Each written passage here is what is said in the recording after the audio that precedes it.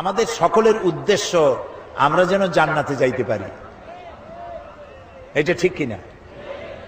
আর যারা ঠিক কইতে পারলেন না তাদের অবস্থা তো খুবই করুণ। আমাদের উদ্দেশ্য কি? জান্নাত। আমাদের উদ্দেশ্য কি? জান্নাত। দুনিয়ায় যেন শান্তি পাই আর আখিরাতে যেন জান্নাতে যেতে পারি। আল্লাহ যেন তৌফিক দেয়, জোরে কোন আমিন। সেই জান্নাতে যাওয়ার জন্য আল্লাহ তাআলার পক্ষ থেকে কিছু ফর্মুলা দেওয়া আছে, সেই ফর্মুলায় আমরা প্রবেশ করি। পড়েন আমার সাথে সবাই। আউযু বিল্লাহি মিনাশ শাইতানির রাজীম। বিসমিল্লাহির রাহমানির রাহিম। পিছনে পিছনে পিছনে, তা নাহলে ওইদিকে লোকদের কষ্ট হবে। শয়তানের ওয়াসওয়াসা থেকে আল্লাহর কাছে পানা চাই। পরম করুণাময় আল্লাহর নামে শুরু করছি। ইন্নাল্লাহা আশতারা মিনাল মুমিনিনা আনফুসাহুম ওয়া আমওয়ালাহুম বিআন্না লাহুমুল জান্নাহ يقاتلون في سبيل الله فيقتلون ويقتلون وعدا عليه حقا في التوراة والإنجيل والقرآن ومن أوفى بعهده من الله فاستبشروا ببيعكم الذي بايعتم به وذلك هو الفوز العظيم। সূরা তাওবা 111 নম্বর আয়াত। আল্লাহ তাআলা বলছেন, ইন্নাল্লাহা আশতারা মিনাল মুমিনিনা আনফুসাহুম ওয়া আমওয়ালাহুম বিআন্না লাহুমুল জান্নাহ। নিশ্চয়ই আল্লাহ তাআলা মুমিনের জান এবং মালকে খরিদ করে নিয়েছেন জান্নাতের বিনিময়। ইউকাতিলুনা ফি সাবিলিল্লাহ, তারা আল্লাহর রাস্তায় লড়াই করে। ফায়াকতুলুনা ওয়া ইউকতালুন, এই রাস্তায় তারা মরে এবং মারে। ওয়াদান আলাইহি হাক্কান ফিত তাওরাতি ওয়াল ইনজিলি ওয়াল কুরআন, এই মুমিনদের জন্য আল্লাহ যে জান্নাত দিবেন সেই ওয়াদা আল্লাহ ইতিপূর্বে তাওরাতে করেছেন, ইনজিলে করেছেন, আর এই কোরআনেও করলেন। ওয়াযালিকা ওয়ামান আওফা বিআহদিহি মিনাল্লাহ, আর আল্লাহর চাইতে ওয়াদা পূরণকারী কে হতে পারে? ফাস্তাবশিরু বিবাইকুমুল্লাযী বায়াতুম বিহি, সুতরাং তোমরা যারা আল্লাহর সাথে এই অঙ্গীকার করতে পারলে তারা আনন্দ করো। এই অঙ্গীকার যে করতে পারলে, আল্লাহর সাথে যে চুক্তিবদ্ধ হতে পারলে, এজন্য আনন্দ করো। ওয়াযালিকা হুয়াল ফাওজুল আযীম, আর এটাই হলো সবথেকে বড় কামিয়াবি। সাদাকাল্লাহুল আযীম, আল্লাহ মহা সত্য বলেছেন। আলহামদুলিল্লাহ বলো। এ হলো তেলাওয়াতকৃত আয়াতের শাব্দিক তরজমা। চলুন ব্যাখ্যায় যাই। আল্লাহ তাআলা বলছেন, ইন্নাল্লাহা আশতারা মিনাল মুমিনিনা আনফুসাহুম ওয়া আমওয়ালাহুম বিআন্না লাহুমুল জান্নাহ, আমি আমার মুমিনের জান এবং মালকে খরিদ করে নিয়েছি। বিনিময় কি দিছি? জান্নাত। কোনো কিছু কেনা বেচা করতে হলে বিনিময় কিছু লাগেই। বিনিময় ছাড়া কেনা বেচা হয় না, ঠিক কিনা বলেন? তা আল্লাহ আমাদের কাছ থেকে কিনতেছেন কি? বলেন তো কি কিনলেন? জান আর মাল। এবার জবাব দেন, জানটা কার? আমার এবং আপনাদের মধ্যে একটা জান আছে কিনা? আমরা আজ মরা না জেতা, আমরা জীবিত মানুষ, তাই না? ভিতরে একটা জান আছে না? জানটা কার? আল্লাহ। আমার যদি কিছু মালটাল থাকে, এই মালটা কার? তাহলে আল্লাহ কি বলতেছেন? আল্লাহ বলতেছেন, আমি আমার মুমিনের জান আর মাল কিনে নিলাম। দুটোই তো আল্লাহ। তা আল্লাহর মাল, আল্লাহর জান তিনি নিজে কিনতেছেন, এর অর্থটা কি? এর ব্যাখ্যাটা কি? ব্যাখ্যাটা হচ্ছে, জান আর মাল তো আল্লাহর, কিছুদিনের জন্য আমাদের কাছে আল্লাহ তাআলা এটাকে আমানত রেখেছেন। আমাদের কাছে এটা কি? আমানত। জান যদিও আমার, আমি দাবি করি, কিন্তু মূলত মালিক কে? এই জন্য মানুষ আত্মহত্যা, খোদকুশি করতে পারে না। আত্মহত্যা করতে পারে না, সুইসাইড করতে পারে না। কেন পারে না? আমার আত্মা আমি নষ্ট করবো, তাতে অসুবিধাটা কি? অসুবিধা হলো এই, আত্মা তোমার না, এটা আল্লাহ তাআলা তোমার মধ্যে আমানত রেখেছেন, এটাকে হত্যা করতে তুমি পারো না। যদি কেউ আত্মা হত্যা করে চিরকাল জাহান্নামের ভিতরে থাকতে হবে। বলেন নাউযুবিল্লাহ।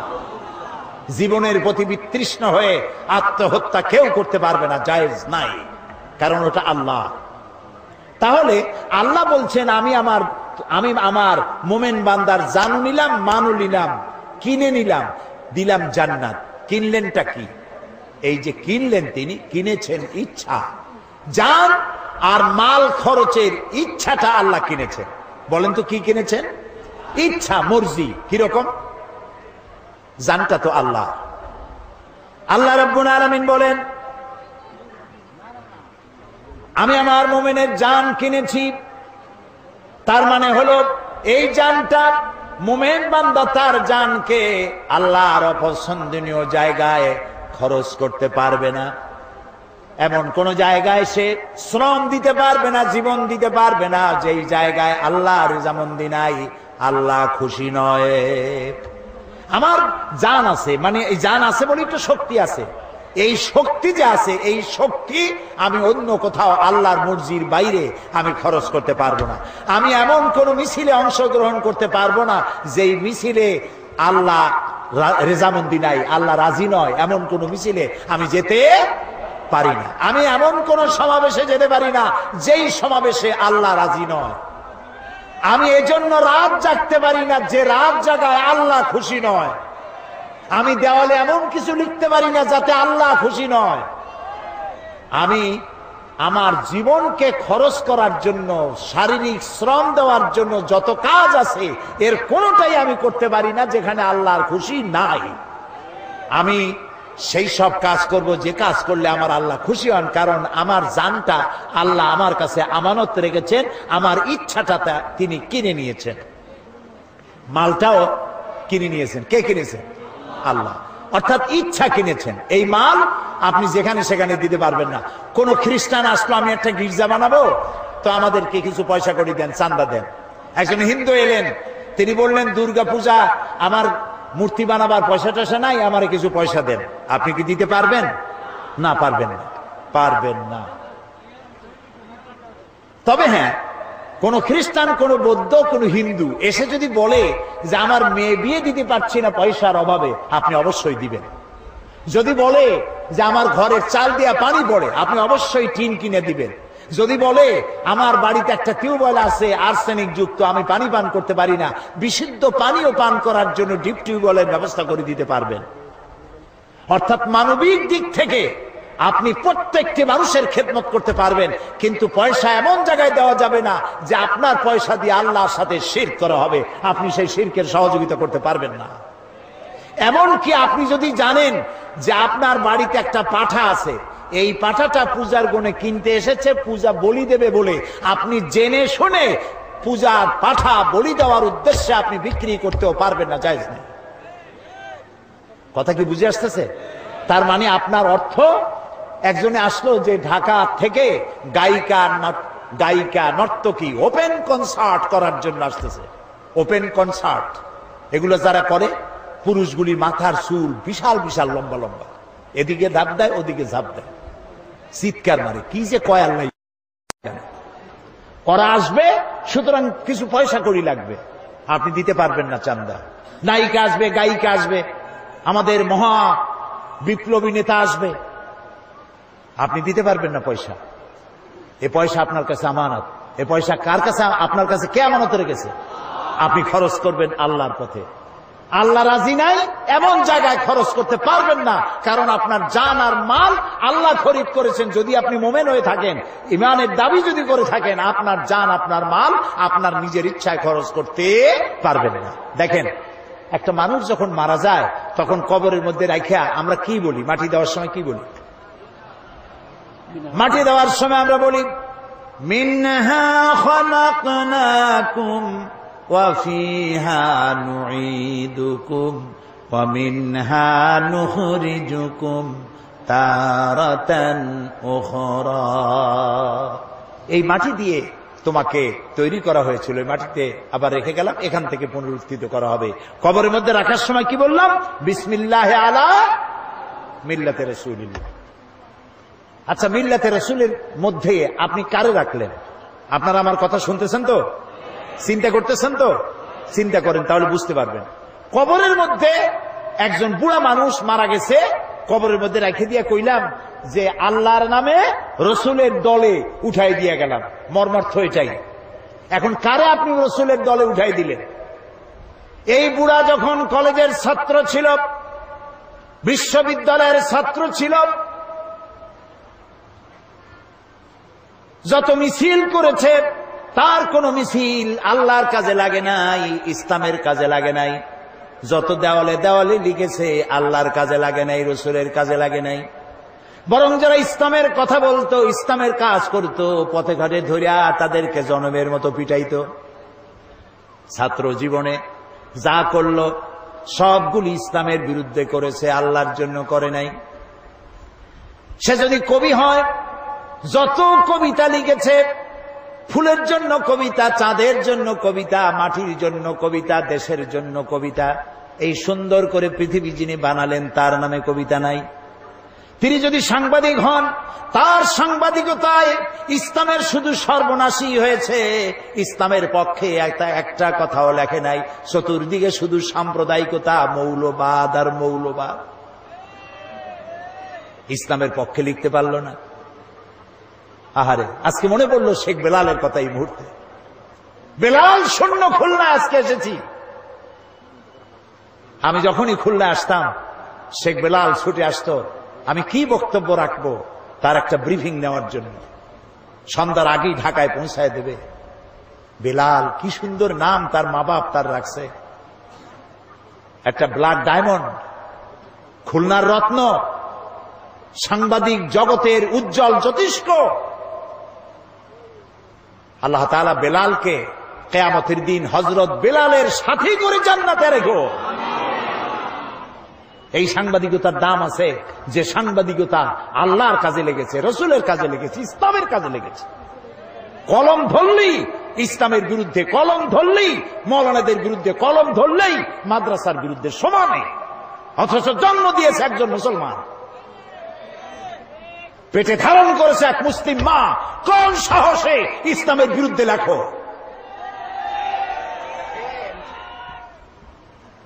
প্রিয় ভাই সব, যে বুড়া মানুষটারে কবরে রাখলেন, ছাত্র জীবনে বিরোধিতা করল, শিক্ষক জীবনে, কবি জীবনে, সাহিত্যিক জীবনে, রাজনীতিতে যদি এসে থাকে, সে রাজনীতির ময়দানে এসেও ইসলামকে গালি দিয়েছে, আলেমদেরকে গালি দিয়েছে, সব দোষ আলেমদের মাথায় তুলেছে, মাদ্রাসা দায়ী করেছে, ধর্মনিরপেক্ষ মতবাদের আদর্শ নিয়ে চলেছে। ছাত্র জীবন, কৈশোর, যৌবন, বার্ধক্য, সারাটা জীবন ইসলামের সাথে বিরোধিতা করলো। আর মরে যাওয়ার পর 2-4 জন মৌলবী এসে কোরআন পড়লো, তারপরে কবরে থুইয়া বললে বিসমিল্লাহ আলা মিল্লাতে রাসূলিল্লাহ। এখন তুমি বলো, যেই মানুষটার জীবন যৌবন, তার বুদ্ধি বিবেচনা কোনটাই আল্লাহর কাজে লাগলো না, রসুলের কাজে লাগলো না, জীবিত অবস্থায় মরা দেহ নিয়া রাসূলুল্লাহ কি করবে?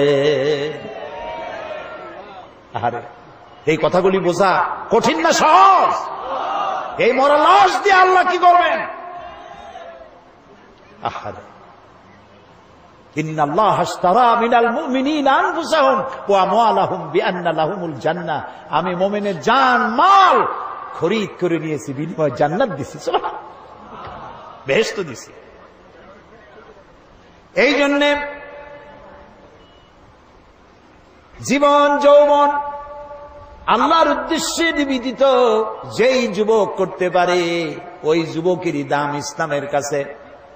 যুবকদের ব্যাপারে আল্লাহর নবী বলেছেন, যুবকদের জন্য কিয়ামতের মাঠে আরশের ছায়া ছাড়া কোনো ছায়া যেদিন থাকবে না, 7 শ্রেণীর লোকদেরকে আল্লাহ রব্বুল আলামিন আরশের নিচে ছায়া দেবে। তার মধ্যে এক শ্রেণী হচ্ছে ওয়াশাবুন নাশা ফি ইবাদাতিল্লাহ, ওই সব যুবক যারা রাত জেগেছে আল্লাহর ইবাদতের মধ্য দিয়ে। সুবহানাল্লাহ বলেন না? রাত জেগে জেগে মদ খাওয়া নয়, রাত জেগে জেগে জুয়া খেলা নয়, রাত জেগে জেগে ব্লু ফিল্ম দেখা নয়, রাত জেগে জেগে কলেজে বিশ্ববিদ্যালয় ইসলামের কথা যারা বলে তাদেরকে পেটানোর জন্য নয়। মুসলমান হও। এইসব যুবকরা জায়গা পাবে কিয়ামতে কোন জায়গায়? আরশের নিচে। সুবহানাল্লাহ বলেন। রাসূলুল্লাহ বলেছেন, উসিকুম বিশ-শাবাবি খায়রা ফাইন্নাহুম আরাক্কু আফিদা লাকাদ বা'সানি আল্লাহু বিল হানাফিয়্যাতি সামহা ফাখালাফানি আশ-শুয়ুখ ওয়া হালাফানি আশ-শাবাব। সাদাকান নবী সাল্লাল্লাহু আলাইহি ওয়াসাল্লাম। রাসূলুল্লাহ বলেছেন, উসিকুম বিশ-শাবাবি খায়রা, আমি তোমাদেরকে উপদেশ দিচ্ছি তোমরা যেন যুবকদের কল্যাণকামী হইও। কারণ যুবকেরা তাদের হৃদয় কোমল, আর আল্লাহ তাআলা আমাকে সত্য দিন প্রতিষ্ঠার জন্য উদারতার সহকারে আমাকে পাঠিয়েছেন। এই দিনকে প্রতিষ্ঠার জন্য আমাকে সহযোগিতা করেছে যুবকেরা, আর বিরোধিতা করেছে বুড়োরা। কে বলেছেন? আল্লাহ রাসূল। বিরোধিতা কারা করছে? বুড়োরা। আর সহযোগিতা করেছে যুবকেরা। সুবহানাল্লাহ বলবেন না? দেখেন না তাকায় মাহফিলের মধ্যে কারা বেশি? বুড়ো বেশি না যুবক বেশি? কারা বেশি? যুবক। আলহামদুলিল্লাহ বলেন। শুধু খুলনায় নয়, সব জায়গায় যুবকদের ঢল নামে। আর এটাই হলো বামপন্থী ধর্মনিরপেক্ষবাদীদের কলিজার জ্বালা। তাফসীরের মাহফিলের সাথে এজন্যই শত্রুতা। গত 5 বছর কি জ্বালান চালাইছে আমারে। যেখানে গেছি সেইখানে হরতাল, যেখানে গিয়েছি সেখানে 144 ধারা। আল্লাহ রহমতে সরকার দিয়েছে 144 ধারা, জনগণ 288 বানাইতেছে সব জায়গায়। একটা মাহফিলও বন্ধ করতে পারেনি। আলহামদুলিল্লাহ। ওদের ধারণা কোরআন শুনলে সর্বনাশ।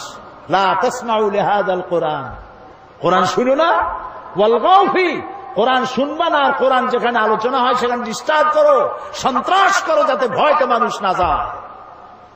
তাহলে তোমরা জিততে পারবা। এই যত বাধা দিছে লোক তত বেশি হয়েছে। সুবহানাল্লাহ বলেন। আলহামদুলিল্লাহ বলেন। ওদের সব থেকে বড় লস, তারা ধারণা করে এত কষ্ট করে যুবক পোলাপান ট্রেনিং দিয়া, পয়সা দিয়া, মদ দিয়া, নারী দিয়া, ব্লু ফিল্ম দিয়া এত কিছু করলাম, একটা মাহফিলের ওয়াজ শুনিয়া সব তো আমাদের পুকুরে জিয়ানো মাছগুলি সব চলে গেল ইসলামের পুকুরে। Heavy loss, heavy loss. Loss তোমাদের হবেই। মুতু বিগাইজিকুম, তোমাদের লস হতেই থাকবে। ইসলামের পাল্লা ভারী হবে ইনশাআল্লাহ। বলেন ইনশাআল্লাহ। ইনশাআল্লাহ। প্রিয় ভাই সব, সুতরাং যুবকদের জন্য আল্লাহ খুশি, যুবকদের প্রতি রাসূলুল্লাহ খুশি। ওই সব যুবক যারা রাত জেগেছে আল্লাহর ইবাদতের মধ্য দিয়ে। সুবহানাল্লাহ। কারণ বুড়া বয়সে মানুষ তো করবে কি? রাত্রে ঘুম আসে না, তখন তো জাগবেই। আর যৌবন বয়সে ঘুম আসে খালি। সেই ঘুমটারে বাদ দিয়া যদি তাহাজ্জুদের নামাজ পড়ে আল্লাহ খুশি হয়ে যায়। সুবহানাল্লাহ। এই জন্য হযরত আবু সাঈদ খুদরি রাদিয়াল্লাহু তাআলা আনহু তিনি বলেছেন যে তিনি যখন হযরত আবু সাঈদ খুদরি রাদিয়াল্লাহু তাআলা আনহু তিনি কোন যুবককে মজলিসে আসতে দেখলে তিনি দাঁড়ায় যেতেন, বলতেন মারহাবান বিওয়াসিয়াতি রাসূলিল্লাহ সাল্লাল্লাহু আলাইহি ওয়াসাল্লাম قد আমারানা আন নাহফাযাল হাদিসা ওয়া নুআসসিয়া লাকুম বিল মাজালিস। তিনি বলতেন যুবক দেখলেই, যুবক আসতেছে দেখলে দাঁড়ায় যেতেন আর বলতেন ওয়েলকাম, স্বাগতম, হে রাসূলের চলন্ত ওসিয়ত উপদেশ, আমি তোমাকে ওয়েলকাম করছি, তুমি বসো।